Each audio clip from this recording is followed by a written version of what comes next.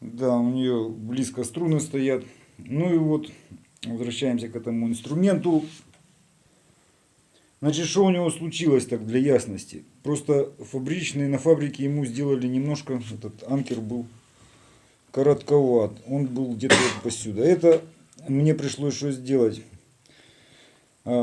Снять накладку, поменять анкер и голову этого грифа в связи вот с этой вот недоработочкой. Потому что вот здесь, в этом вот самом тонком месте, грифа был пропил под вот эту вот, ее видно немножко, да, гайку вот эту вот плоскую. И поэтому вот в этом, на финальном ми-мажоре, на самом апофеозе, ее хорошо, что не сложило пополам, но голову снесло, короче. Вот. А это теперь здесь стоит достаточный анкер на сантиметр, буквально длиннее. Формантовская голова с грифа форманта электрогитары, еще известный по советским временам. И вот такие медяки поставлял я сюда.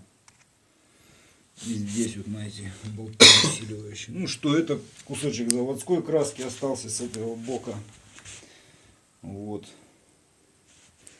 Ну и в принципе она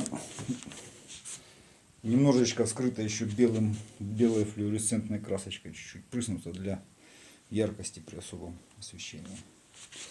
Вот. У нас есть в гостях местный, известный в узких кругах исполнитель городских романсов, и он нам споет сейчас какой-нибудь, брынкнет просто пару аккордов. Можно даже спеть куплет или припев с куплетом. Оле-оле!